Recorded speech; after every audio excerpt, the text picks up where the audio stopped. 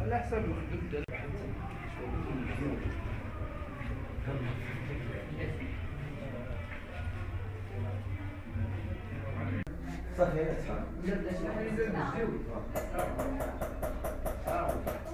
تأسست تعاون الأزلاق الخناجر سنة 1983. من بين أهداف اللي تأسست من أجلها هو جمع شتات الصناع، الرفع من قيمة المنتوج، قريب المنتوج من الزبون، كذلك اقتناء المواد الأولية وتسويق المنتوج بشكل جماعي ومنظم. الدول اللي تنسكن فيه حنايا مقر السكن هو أزلاق، داكشي علاش سميت التعاونية أزلاق. هاد الناس أزلاق يعني ناس يعني قدام، حريفية قدام. هما أصلا أنهم تيمارسوا صناعة الحدادة، فتجمعوا بين الحدادة وصناعة الخناجر. هما يشتغلون على حساب الزمان وعلى حساب الوقت، يشتغل بالإمكانيات والمادة الأولية اللي كاينة في ذيك الوقت. فعلى حساب المؤرخين أنه أزلاق بين 600 و 700 سنة، يعني 7 قرون، بين 6 7 قرون. هذا هو التاريخ ديال هذه الحرفة هذه. بين الأنشطة اللي تنقوم بها والمشاركة في جل المعارض اللي كتنظم على الصعيد الوطني وأحيانا على الصعيد الدولي. كنشاركوا في بعض المعارض الدولية.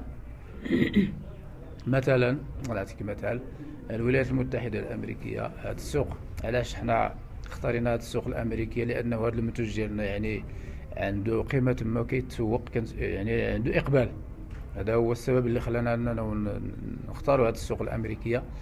فعلى الأقل تنشاركوا في 2 معارض سنويا، معارض في ولاية أريزونا ومعارض كذلك في ولاية نيو مكسيكو.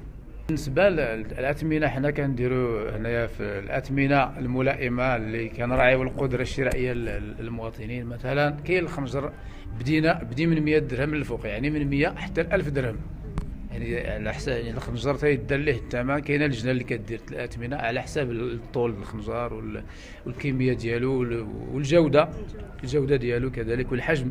يعني راه الخنجر الكبير كاين اللي وصل حتى ل 10000 درهم. المدة الأخيرة بالنسبة للتعاونية، المدة الأخيرة كاين الإقبال ديال المغاربة وكاين الإقبال ديال السواح الأجانب. أحيانا تلقاو المغاربة أكثر من الأجانب، يعني ولاو المغاربة عطاو الأهمية للصناعة التقليدية المحلية، ولاو تنشوفوا الناس يتغداو يعني في المناسبات والهدايا وهذا. يعني كاين واحد الإقبال. أهم مشكل اللي كيواجهنا حنايا السواح أنه كيجيو تيقولوا لنا راه تنلقاو مشاكل في الطائرة بالنسبة للمنتوج، يعني تلقاو المشاكل في الطائرة. فتنفكروا لهذا المشكل حنا كتبنا المسؤولين الوزارة وكتبنا الناس أنهم يشوفوا حل، لأنه بالنسبة للصناعة التقليدية الخنجر داخل في إطار الصناعة التقليدية، ما داخل شيء في ديك الأسلحة وديك المسائل، لأنه هو يعني أصلا أنه خارج تغطية ديال الأسلحة. فهذه النقطة هذه تجعل أنه السواح تيقول لك راه حنا بغينا نشريو السلعة، عجباتنا السلعة، ولكن تنتلقاو المشاكل في الديوانة.